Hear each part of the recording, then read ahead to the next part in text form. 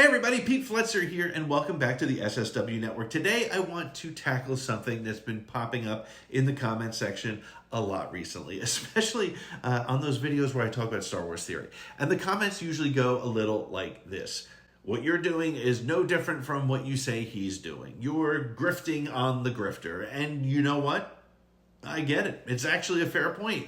But I think it's worth addressing. So let's break it down. Now, if you follow the Star Wars YouTube scene at all, you know that Star Wars theory has literally built an empire.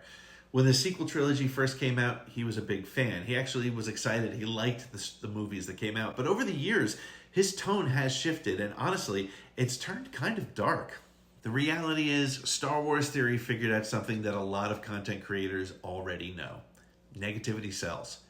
It's profitable to criticize, and his tone, as it shifted, his audience has grown, especially some of the more vocal, divisive parts of the Star Wars fandom. And here's the thing, I make videos discussing his toxic takes.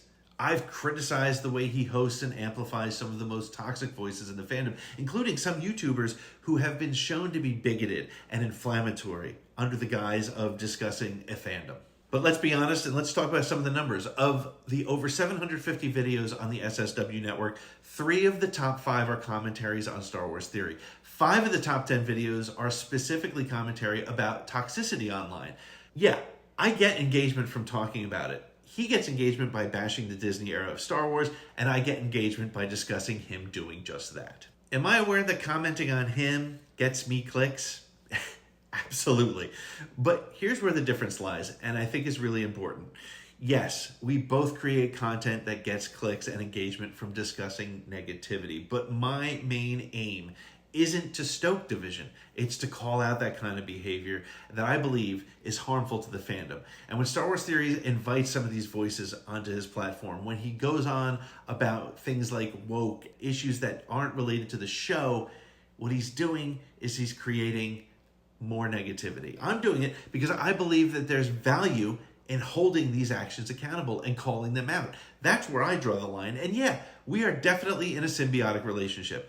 What happens to one of you will affect the other. You must understand this. His negativity fuels his content, and my criticism of his toxicity fuels engagement on my channel. But here's the thing, I choose not to amplify the hate, and that's the critical difference.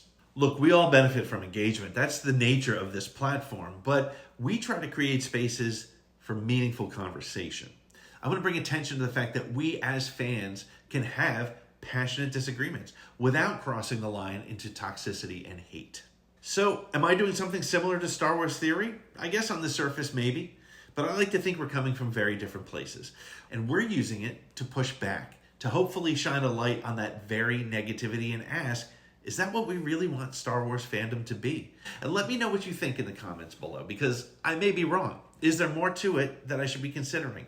I always appreciate the discussion. So join us on Thursday nights live, where Nick and I will take your conversation, talk about all things Star Wars, the news, have interviews, and enjoy the two-way dialogue. But until then, may the Force be with you.